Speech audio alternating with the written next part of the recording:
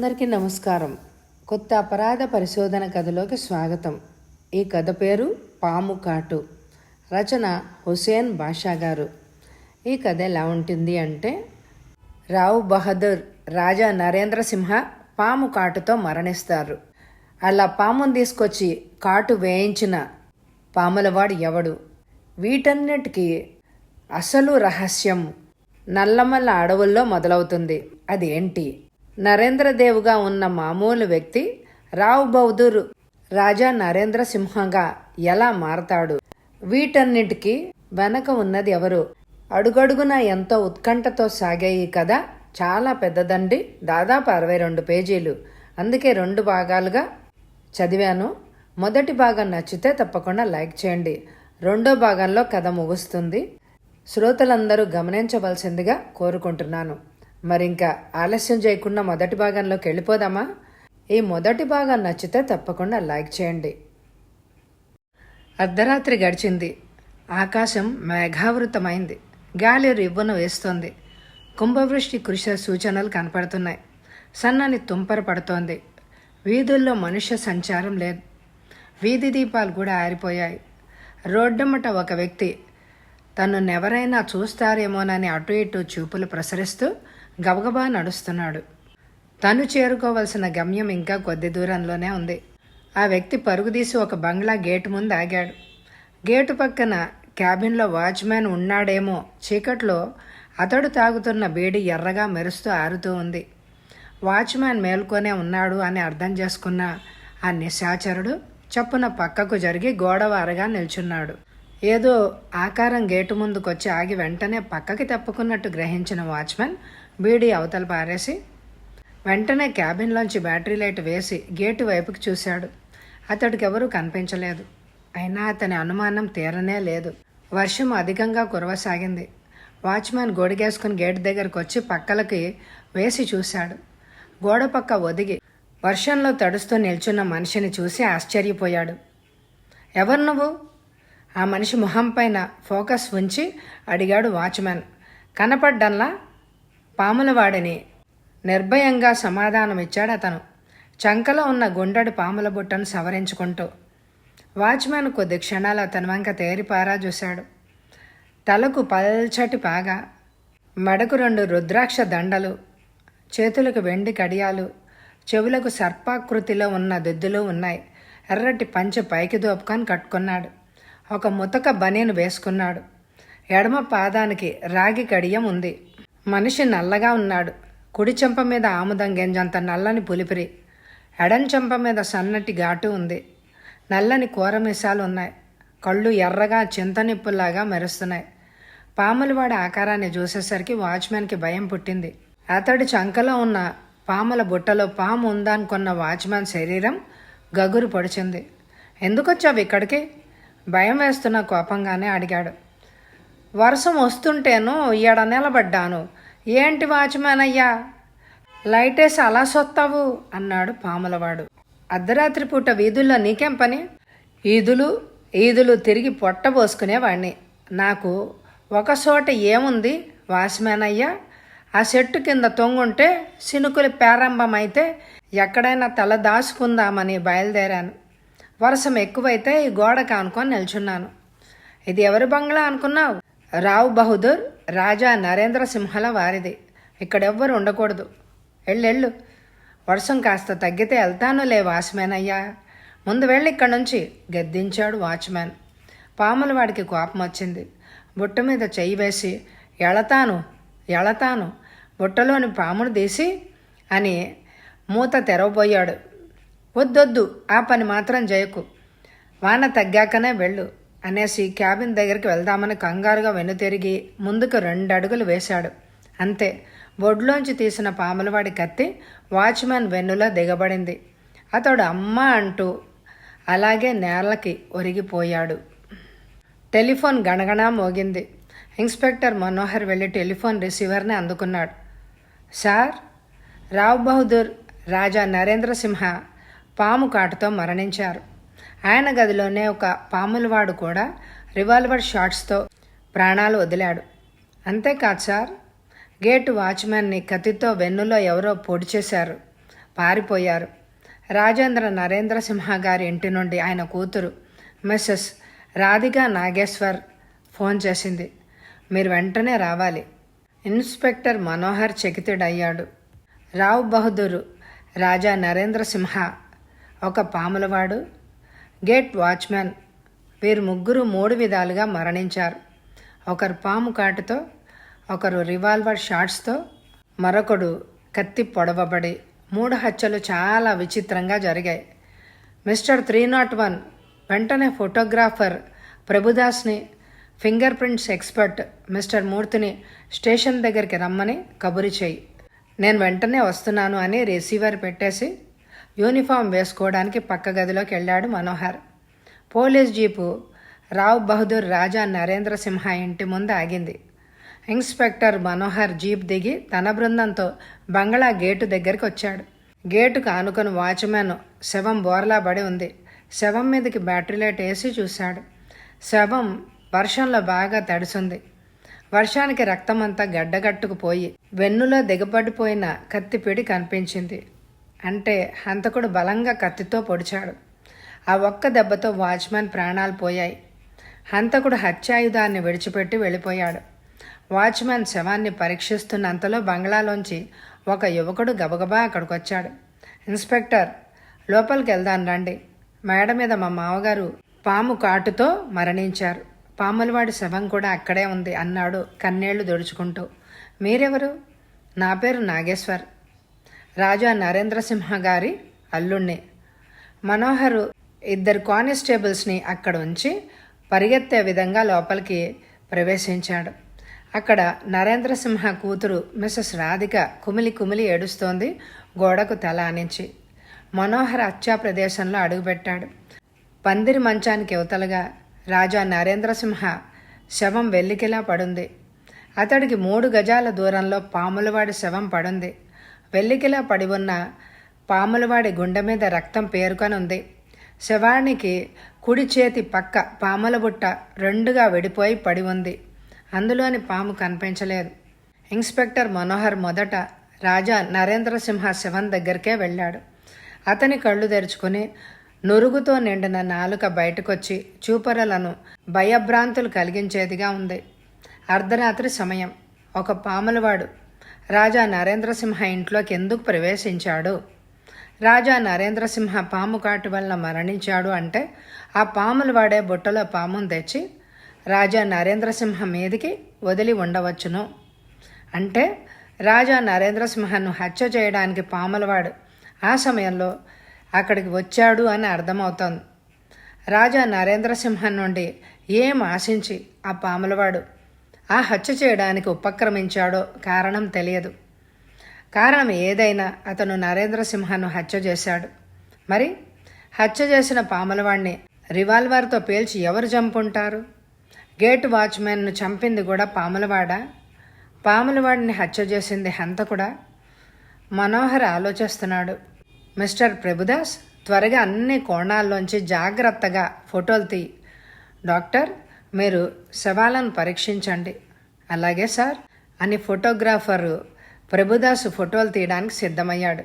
Mister Nageshwar గారు, ఎవరో పాములవాడు మీ మామయ్యను పాము కాటతో హత్య చేయాలని ఇక్కడికి ఏ ఉద్దేశంతో వచ్చాడో చెప్పగలరా? తెలియదు సార్. పాములవాడు మీ మావయ్యను హత్య చేయడానికి వచ్చిన సమయమే పాములవాడిని చంపడానికి మరొక హంతకుడు ఇక్కడికి వచ్చి ఉండాలి. అంటే 2వ హంతకుడికి పాములవాడు ఇక్కడికి వస్తాడని తెలిసే ఉంటుంది. ఈ ఇద్దరి ఆశయం ఒకటే అయి ఉంటుంది కనుక మీ మామయ్య పాములవాడి చేతిలో హత్య కాబడ్డాడు. 2వ హంతకుడు పాములవాడిని చంపేసి ఉంటాడు కనుక అతను ఆశించిందేదో సాధించుకొని వెళ్ళి ఉంటాడు అని నా అనుమానం. హంతకుడు ఇంట్లోంచి ఏమైనా ఎత్తుపోయాడా? ఐరన్ సేఫ్కు తాళాలు వేళ్లాడుతున్నాయి. దాని తలుపు మూసే ఉంది. ఎందుకైనా మంచిదని ఏం పోయిందో తెరిచి చూడ్డానికి నేను ప్రయత్నించలేదు. అలాగా, రండి చూద్దాం. నాగేశ్వర్ ఇన్స్పెక్టర్ను ఐరన్ సేఫ్ దగ్గరికి పిలుచుకొని వెళ్ళాడు. ఐరన్ సేఫ్ రాజా నరేంద్రసింహ పడుకునున్న పందిరి మంచానికి సమీపంలోనే ఉంది. ఆ ఐరన్ సేఫ్ని రాజా నరేంద్ర కానీ అతన్ని చంపిన హంతకుడు కానీ తెరిచి ఉండాలి కనుక సేఫ్ మీద వేలిముద్రలు దొరకవచ్చు. Inspector Manohar fingerprints expert మూర్తికి ఆ పని అప్పగించాడు. మూర్తి వెంటనే పౌడర్ జల్లి ప్రభుదాస్తో ఆ ఫోటోలు తీయించాడు. మనోహర్ సేఫ్ తలుపులు తెరిచాడు. అందులో 50,000 రూపాయల వరకు కొత్త కరెన్సీ ఉంది. కింద అరలో బంగారపు నగలు ఉన్నాయి. దాని ఒక పక్కరలో ఏవో పత్రాలు ఉన్నాయి. మనోహర్ ఆశ్చర్యపడ్డాడు. హంతకుడు డబ్బును గాని నగలని గాని ముట్టినట్టే లేదు. కనీసం డబ్బు మీద చెయ్యి వేసి ఉన్న దొంతర్లుగా ఉన్న కరెన్సీ చల్లా చెదురుగా అయి ఉండేది. మనోహర్ రాధికను పిలిచాడు. రాధిక చీర కొంగుతో కన్నీళ్లు ఒత్తుకుంటూ అక్కడికి వచ్చింది. తండ్రి శవాన్ని చూసి మళ్ళీ బోరని ఏడ్చింది. మిసెస్ రాధిక, ఎంత ఏడ్చినా గతించిన వాళ్ళు తిరిగి రారు. గుండె దిటవు చేసుకోండి. ఈ బంగారు నగలు మీవేననుకుంటాను. అవును ఇన్స్పెక్టర్, ఆ నగలు నావే. ఇవిగాక ఇంకా ఏమైనా నగలు ఉండేవా? లేవు. నగల్లో ఏ ఒక్కటి పోయినట్టు లేదు. మీకు తెలియకుండా మీ నాన్నగారి సేఫ్లో ఇంకేమైనా ఉంచినట్టు మీకేమైనా తెలుసా?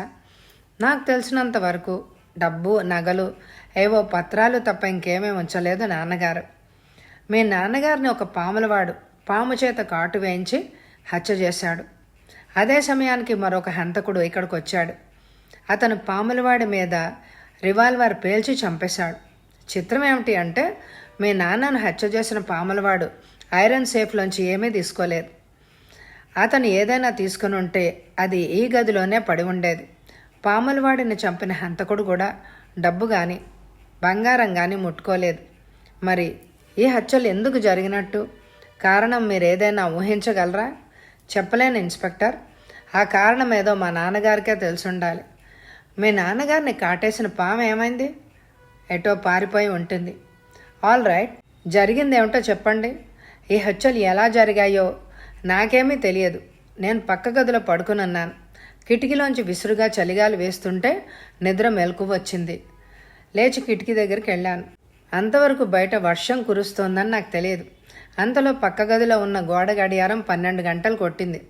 రాత్రి 11 గంటల్లోగా ఇంటికొచ్చే మా వారు 12 గంటలైనా రాలేదు అంటే 11 గంటల ముందు నుంచే వర్షం పడుతుంది అని అనుకున్నాను. అందుకు కారణం వారు ఇంకా ఇంటికి రాలేదనుకొని వెళ్ళి మళ్ళీ పడుకున్నాను. కొద్దిసేపట్లో నాకు నిద్ర పట్టేసింది. మా వారు ఎప్పుడొచ్చారో రాధి రాధి అంటూ భుజం తట్టి లేపారు. వారు ఆలస్యంగా ఇంటికి వచ్చారన్న కోపంతో నాకు మెలకు వచ్చినా పలక్కుండా కళ్ళు మూసుకొని కొట్టసాగాను. రాధి, త్వరగా లే రాధి, కొంప ములిగింది అంటూ ఈసారి ఆయన నా భుజం మీద బలంగా చరిచారు. ఆయన ఎందుకో కంగారు పడుతున్నట్టు గ్రహించి వెంటనే కళ్ళు తెరిచి, ఏం జరిగింది, ఎందుకలా కంగారు పడిపోతున్నారు అని అడిగాను. మామయ్యను పాము గరిచింది. పాములవాడెవరో హత్య కాబడ్డాడు. బయట వాచ్మెన్ నందయ్య కూడా హత్య కాబడ్డాడు. ఇంత జరిగినా ఇంకా నిద్రపోతున్నావా? ముద్దు నిద్ర అన్నారు. నా నిద్రమత్తు వదిలిపోయింది. మంచం మీద నుంచి గెంతి ఇక్కడికి వచ్చాను. ఇక్కడ నాన్నగారు, అక్కడ పాములవాడు ప్రాణాలు కోల్పోయి ఉన్నారు. ఇన్స్పెక్టర్ గారు, మాకు చాలా అన్యాయం జరిగింది అంటూ కుమిలి కుమిలి ఏడవసాగింది రాధిక. మీ భర్త వచ్చి చెప్పే వరకు ఈ ఇంట్లో ఏం జరిగిందో మీకేమీ తెలియదు అంటున్నారు. అవును సార్, నాకేం తెలియదు. మిస్టర్ నాగేశ్వర్, రాధిక చెప్పిన దాన్ని బట్టి చూస్తే హత్యలు జరిగినప్పుడు మీరు ఇంట్లో లేరని అర్థమవుతోంది. ఆ సమయంలో మీరు అసలు ఎక్కడున్నారు? క్లబ్లో. ఏ క్లబ్బు? క్లబ్బు జాలీ ఫ్రెండ్స్లో. మీరు ఎన్ని గంటలకు ఇంటికి వచ్చారు? టైం సరిగా చెప్పలేను. బహుశా 1 గంట దాటుంటుంది. మీరు రోజు క్లబ్ నుంచి 11 గంటల్లోగా ఇంటికి వచ్చేవారని మీ ఆవిడ చెప్తున్నారు. రాత్రి మీరు ఎందుకు ఆలస్యంగా వచ్చారు? వర్షం పడుతుంటే రాలేకపోయాను. కాస్త వర్షం తగ్గాక వచ్చాను. మీకు తెలిసిన విషయాలు చెప్పండి. నేను రోడ్డు మీద టాక్సీ దిగి గేటు ముందు నిల్చున్నాను. గేట్ లోపల నందయ్య శవం కనిపించింది. ఆశ్చర్యపడ్డాను. మేడ వైపుకు చూశాను. మామయ్య పడుకున్న గది కిటికీ అద్దాలు పచ్చగా కనిపించాయి. అంటే మామయ్య గదిలో లైట్ వెలుగుతోందన్నమాట. ఆ వేళప్పుడు మామయ్య గదిలో లైట్ ఎందుకుంటుంది? అంటే ఎవరో వాచ్మెన్ను హత్య చేసి దొంగతనానికి ఆ గదిలో ప్రవేశించి ఉంటారు అని అనుకుని ఆలస్యం చేయకుండా గేటు మీదుగా యువతలకి దూకి మేడ మీదకు వచ్చాను. అంతే, అక్కడ మామయ్య, అక్కడే పాములవాడి శవాలు చూసి దిగ్భ్రాంతుడినయ్యాను. వెంటనే రాధికను నిద్ర లేపాను. వెంటనే హంతకులు ఎవరైనా కనిపిస్తారేమోనని టార్చ్ తీసుకుని బంగళా చుట్టూ చూసి వచ్చాను. ఈలోగా రాధిక పోలీస్ స్టేషన్కి ఫోన్ చేసింది. మీకెవ్వరూ కనిపించలేదా? ఎవ్వరూ కనిపించలేదు. ఇన్స్పెక్టర్ మనోహర్ నాగేశ్వర్ను ఇంకేమీ అడగలేదు. రిపోర్టర్స్ అన్నీ సిద్ధం చేసి 3 శవాలను మార్చురీ కోసం హాస్పిటల్కి తరలించారు. ఉదయం 9 గంటలైంది. ఇన్స్పెక్టర్ మనోహర్ స్టేషన్కి వచ్చి ఆఫీస్లో కూర్చున్నాడు. రావ్ బహదూర్, రాజా నరేంద్ర సింహ, నందయ్య పాములవాడి హత్యల గురించి ఆలోచించసాగాడు. పాములవాడు ఎవడో, ఎక్కడి నుంచి వచ్చాడో, ఎందుకు రాజా నరేంద్ర సింహను పాముతో హత్య చేయించాడో, అసలు అతని పేరు, ఊరు ఏమిటో తెలియక అంతు చిక్కని ఆలోచనలతో సతమతం అవసాగాడు. అతని ఆలోచనలకు అంతరాయం కలిగించేలాగా టేబుల్ మీద ఉన్న ఫోన్ మోగింది.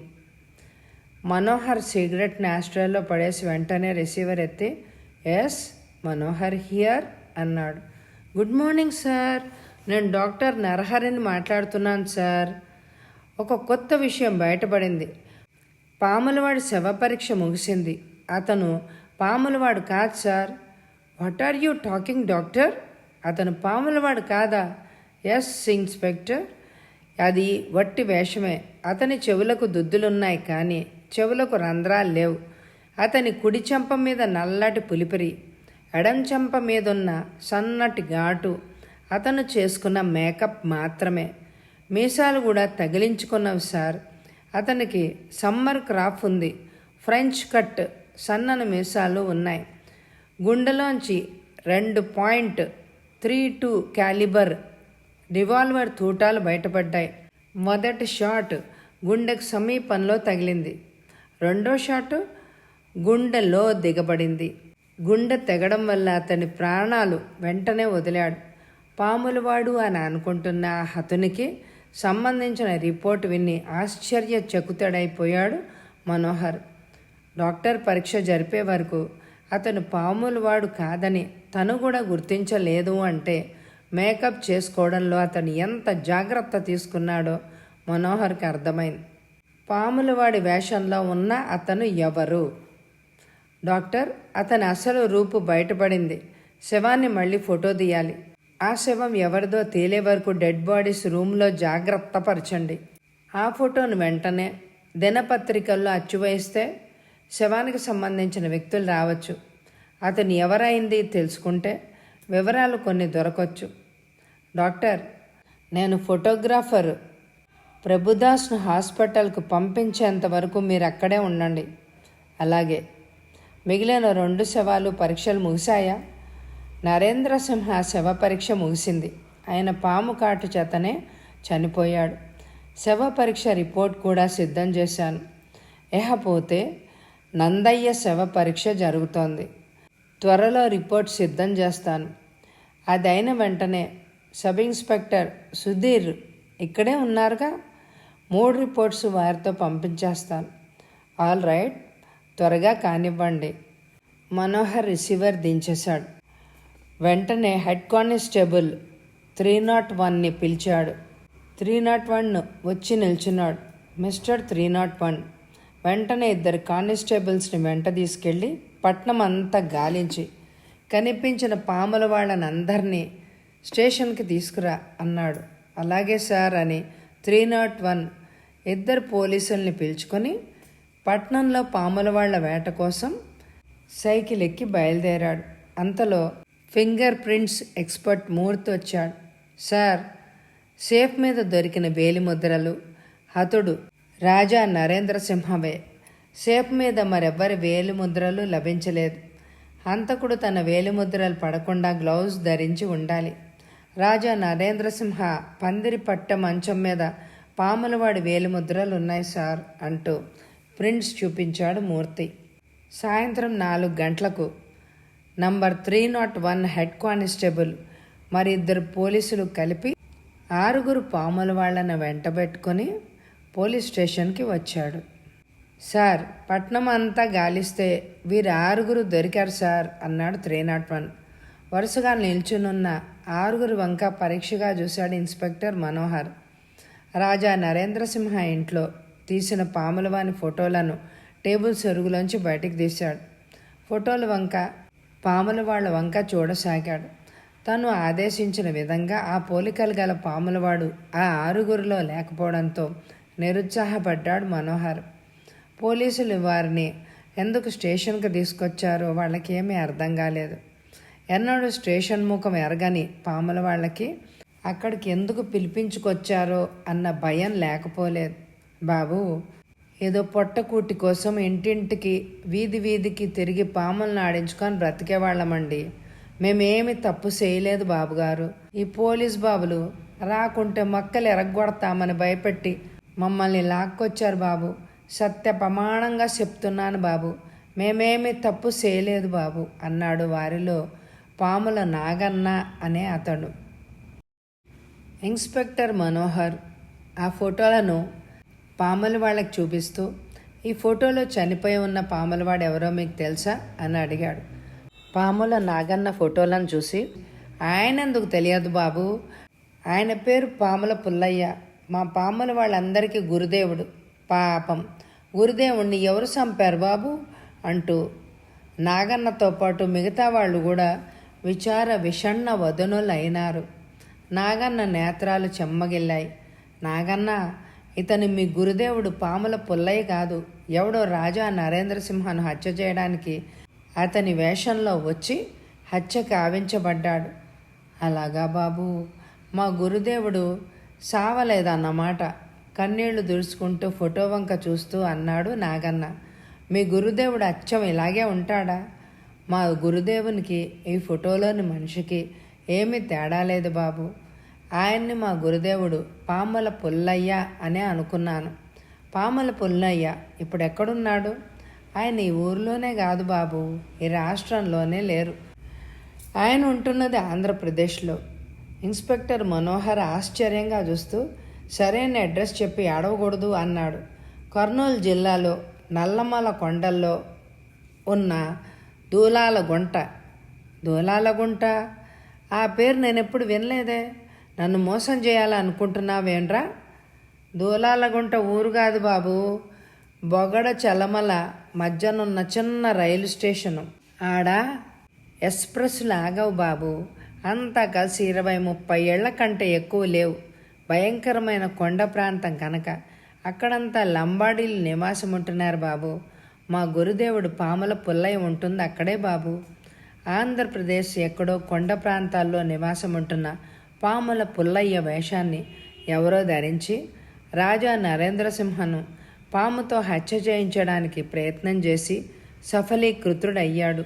కానీ మరొకని చేతుల్లో అతను హత్య గావించబడ్డాడు. అతను పాముల పుల్లయ్య వేషం ధరించి రాజా నరేంద్రసింహను చంపడానికి వెళ్ళడంలో ఏదో బలమైన కారణమే ఉండుంటుంది. ఎప్పుడైనా పాముల పుల్లయ్య మద్రాసుకు వచ్చాడా? లేక అతడు దూలాలగుంటకు వెళ్ళి అతన్ని కలుసుకున్నాడా? నాగన్న, మీరందరూ ఎక్కడి నుంచి పట్టణానికి వచ్చారు? కర్నూలు జిల్లా నుండి పొట్టకూటి కోసం తలా ఊరు నుండి వచ్చామండి అని తమ ఊర్ల పేర్లు చెప్పి, మాకు పాము మంత్రాలు విద్యలు నేర్పింది ఆయనే బాబు. ఆయన వద్ద విద్యలు నేర్పిన పాముల వాళ్ళు ఎందరో బ్రతుకు తెరువు కోసం దేశాలు పట్టుకొని పోయారు. సరే, ఇంక మీరు వెళ్ళొచ్చు. అందరూ వెళ్ళిపోయారు. రండి ఇన్స్పెక్టర్ గారు, కూర్చోండి. రాధిక కుర్చీ చూపించింది. తండ్రి మరణించిన దుఃఖం నుంచి ఇంకా ఆమె కోలుకోలేదు. ఏమైనా ఆచూకీ తెలిసిందా ఇన్స్పెక్టర్? రాధిక నేత్రాలు అశ్రుపూరితాలయ్యాయి. ఇంకా ఏమీ బయటపడలేదు. మనోహర్ కుర్చీలో కూర్చున్నాడు. మీరు అస్తమానం మీ నాన్నగారిని తలుచుకొని దుఃఖిస్తుంటే మీ ఆరోగ్యం కూడా దెబ్బతింటుంది. పోయిన వాళ్ళు తిరిగి రారు కదా. అలా కూర్చోండి. మీతో ఒక ముఖ్యమైన విషయం మాట్లాడడానికే వచ్చాను. ఏడవకండి, ధైర్యంగా ఉండండి. ఎంత మర్చిపోవాలని ప్రయత్నిస్తున్నానో అంతగా నాకు దుఃఖం ఎక్కువ అవుతూనే ఉంది. అన్ని ప్రాణాలు నాపైనే పెట్టుకొని జీవించే నాన్న నాకు దూరమైపోయారు. నాకు చాలా అన్యాయం జరిగింది. హత్యకు కారణాలేంటో, హంతకులు ఎవరో మీరు త్వరగా తెలుసుకోవాలి. నా శక్తి వంచన లేకుండా ప్రయత్నిస్తున్నాను. హంతకులు త్వరలోనే పట్టుబడే సూచనలు ఉన్నాయి. అందుకోసమే ఇప్పుడు మీ దగ్గరికి వచ్చాను. మీరు అన్యదా భావించకుంటే మీకు ఒక విషయం చెప్పాలి అని అనుకుంటున్నాను. ఏంటో చెప్పండి. మీరు నిలబడే ఉన్నారు, కూర్చోండి. పర్వాలేదు, కళ్ళు తుడుచుకుంటూ అంది రాధిక. మీ భర్త నాగేశ్వర్ ఎక్కడికి వెళ్ళారు? నాతో పోట్లాడి ఇప్పుడే బయటికి వెళ్ళారు. పోట్లాట ఎందుకు వచ్చింది? మీ ఇద్దరికి మధ్య పోట్లాట? ఈ కేసును పరిశోధించడానికి ప్రైవేట్ డిటెక్టివ్ శ్రీ ప్రేమ్ కుమార్తో మాట్లాడి వచ్చాను అన్నారు. ప్రేమ్ కుమార్ గారు 50,000 రూపాయల అడ్వాన్స్ అడిగారట. మిగతా 50,000 కేసు పరిశోధన అనంతరం ఇవ్వమన్నారట. మొత్తం 1,00,000 రూపాయలు ఇప్పుడే ఇచ్చేస్తే కేసు త్వరలోనే పరిష్కరిస్తారని, మావయ్యను హత్య చేసిన హంతకుణ్ణి త్వరలో ఉరికమ్మం ఎక్కించే వరకు నా మనసు శాంతించదని అన్నారు. ఆయన అభిప్రాయం నాకు సమంజసంగా, ఆసక్తిదాయకంగా కనిపించింది. నాన్నను హత్య చేసిన హంతకులు పట్టుబడాలని నాకు ఆత్రంగానే ఉంది. కానీ ఇన్స్పెక్టర్ డిటెక్టివ్ ప్రేమ్ కుమార్ గారు ఒక హత్య కేసు పరిశోధించడానికి 1,00,000 రూపాయలు డిమాండ్ చేశారంటే నేను నమ్మలేకపోతున్నాను. ఆ విషయమే మావారితో కూడా చెప్పాను. ఆయన కోపంతో కష్టమన్నారు. మిగతా 50,000 రూపాయలు నేను కాజేయాలని అనుకుంటున్నానని కదా నీ అభిప్రాయం? అయితే నేను ఈ విషయంలో ఏమీ జోక్యం చేసుకోను. నువ్వు ఇలాగే కుమిలి కృషించు అని కోపంగా వెళ్ళిపోయారు. నేనే ప్రేమ్ కుమార్ గారితో కన్సల్ట్ చేద్దాము అని అనుకున్నాను. ఇంతలో మీరు వచ్చారు. ప్రేమ్ కుమార్ గారు 1,00,000 రూపాయలు డిమాండ్ చేశారని నాగేశ్వర్ చెప్పినప్పుడు మీ భర్త అబద్ధం చెప్పి 50,000 కాజేయాలి అని అనుకుంటున్నట్లు మీకు అసలు ఆ సందేహం ఎందుకు వచ్చింది? నాన్న బ్రతుకున్నప్పుడు కూడా ఎప్పుడు చూసినా డబ్బు డబ్బు అని నన్ను పీక్కు తినేవారు. నాన్నకు తెలియకుండా నేను ఎంతో డబ్బు ఇచ్చాను. ఆ డబ్బంతా క్లబ్బుల పాలు చేసేవారు. అదేగాక క్లబ్లో డాన్సర్ కామినీని ఆయన ప్రేమిస్తున్నారని నాకు తెలిసింది. ఆ డబ్బంతా కామిని ప్రేమకు దారపోస్తున్నాడేమోనని నా అనుమానం. నాగేశ్వర్ కామినీని ప్రేమిస్తున్నారని మీకు తెలిసే ఊరుకున్నారా? మీ భర్త ప్రవర్తన పట్ల మీకు అసహ్యం వేయడం లేదా? ఇన్స్పెక్టర్, ఏ స్త్రీ తన భర్త పరస్త్రీ వ్యామోహపరుడు కావడం సహించదు. నేను స్త్రీని. ఆయన పరస్త్రీ కౌగిళ్ల కోసం పరిగెడుతున్నాడు అంటే సహించే ఓర్పు, క్షమించే త్యాగగుణం నాకు లేవు. కానీ ఇన్స్పెక్టర్, ఆయన అలా ప్రవర్తిస్తున్నా ఏమీ చెప్పలేని పరిస్థితుల్లో ఉండి దుఃఖాన్ని దిగమింగుకోగలుగుతున్నాను అంటే అందుకు కారణం కూడా లేకపోలేదు. నాకు 3 మాసాల నుంచి క్యాన్సర్ వచ్చింది. వ్యాధి బిగినింగ్ స్టేజ్లోనే ఉంది కనుక త్వరలోనే నయమవుతుంది అని అన్నారు డాక్టర్లు. ఇప్పటికీ వ్యాధి 3 అంతులు నయమైందనే చెప్పాలి. కానీ పూర్తిగా సంవత్సర కాలం వరకు భర్త సాంగత్యానికి దూరంగా ఉండాలని డాక్టర్లు కఠినంగా చెప్పారు. అందుకోసం వారికి నా నుండి శారీరక సుఖం, సంతోషాలు లేవు.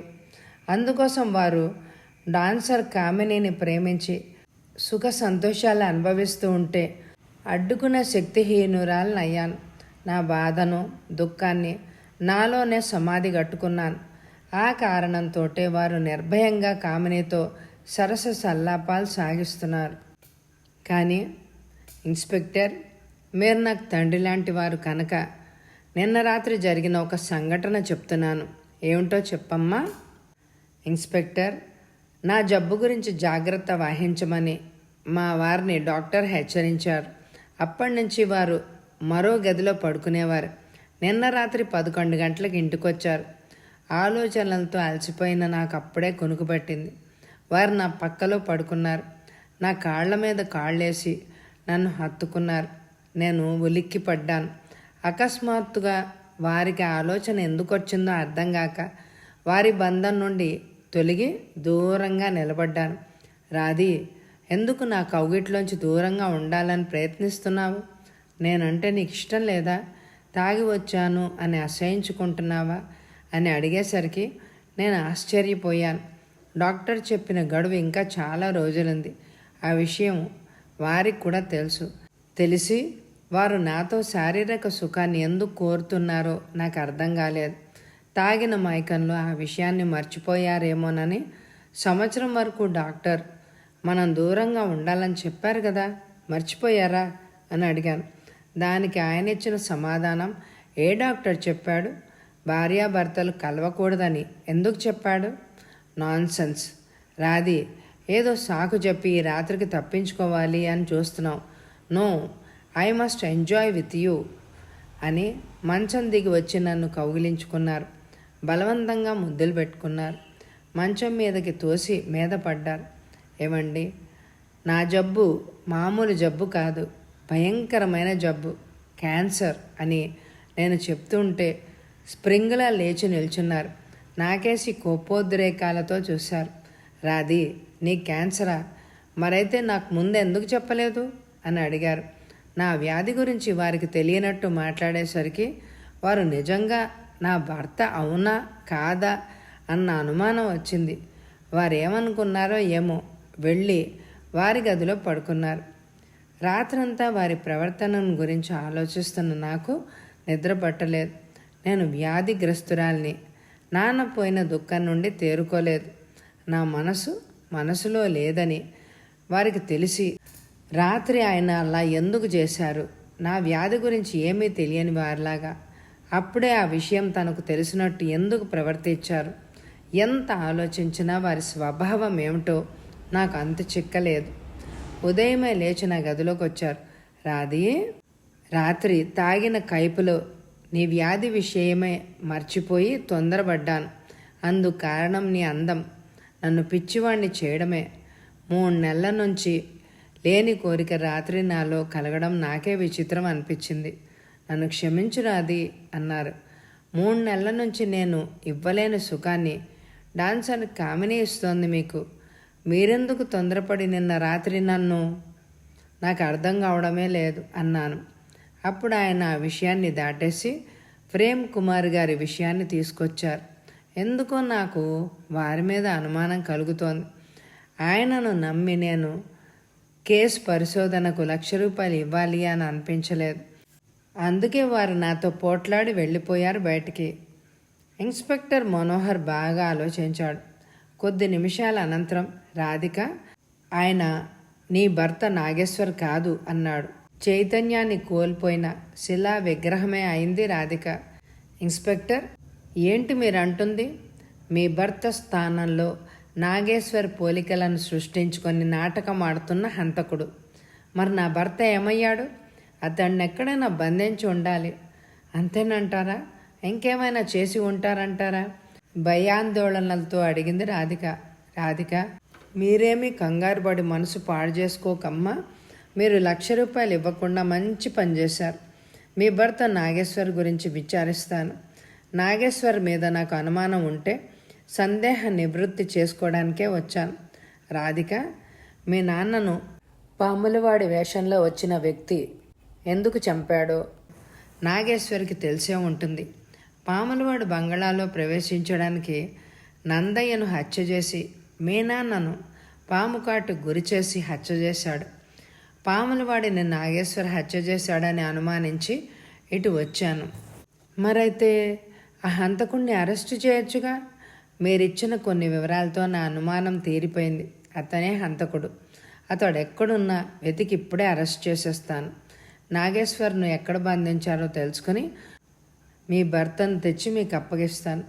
అతని కోసం ఎక్కడికో వెళ్ళి వెతకడం ఎందుకు? మనం అనుమానించినట్టు అతనికి తెలియదు. భోజనానికి ఇక్కడికే వస్తాడుగా. అతడికి తెలియకుండా మీకు ఫోన్ చేస్తాను. వెంటనే మీరు వచ్చి అరెస్ట్ చేయొచ్చు. పిచ్చి తల్లి, అతనికి రాడు.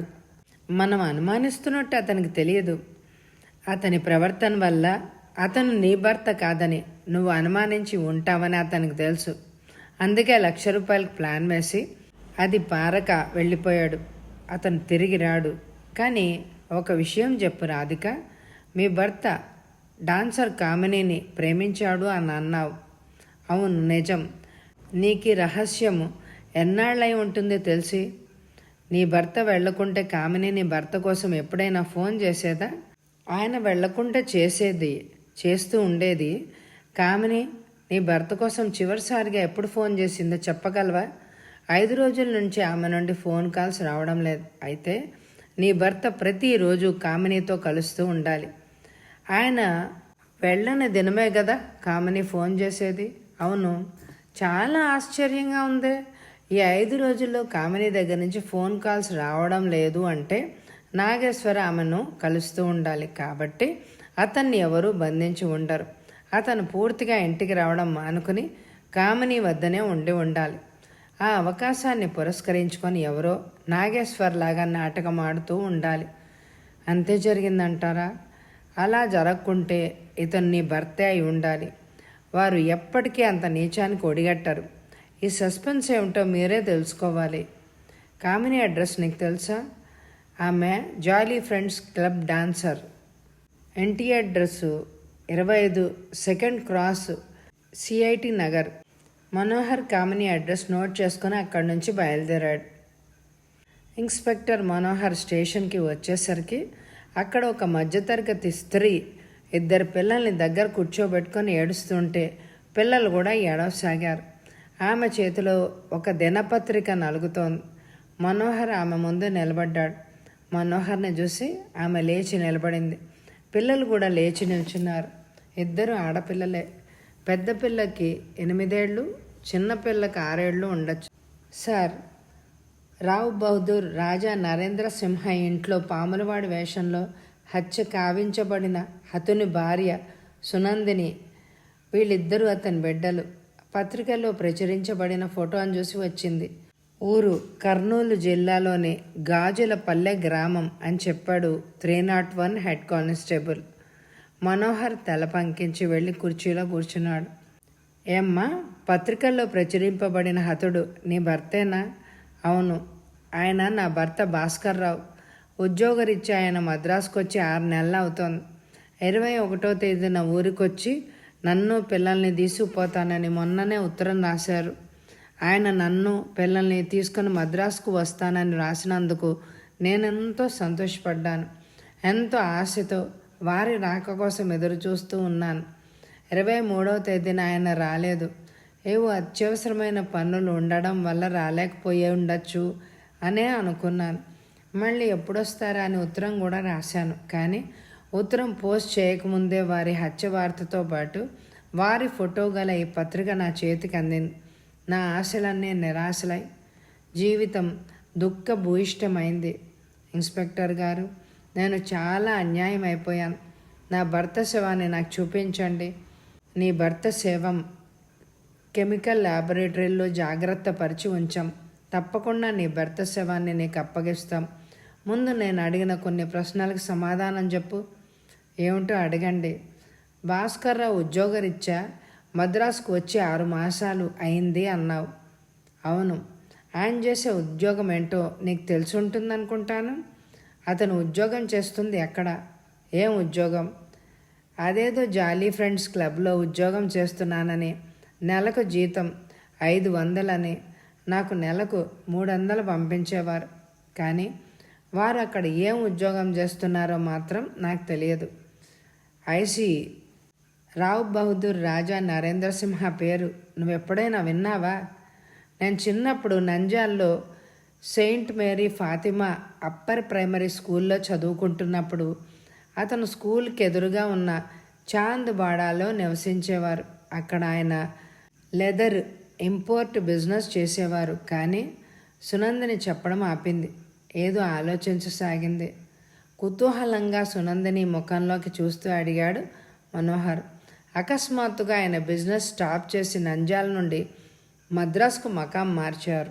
నంద్యాలలో ఉంటున్నప్పుడు అతని పేరు రాజా నరేంద్ర. కానీ రాజా నరేంద్ర మద్రాసుకు వచ్చాక రావ్ బహదూర్ రాజా నరేంద్ర సింహ అయ్యారు. వేలల్లో వ్యాపారం చేసేవారు. కోటీశ్వరులు అయ్యారు. అకస్మాత్తుగా అతను కోటీశ్వరుడు కావడానికి కారణం నీకు తెలుసా? తెలియదు.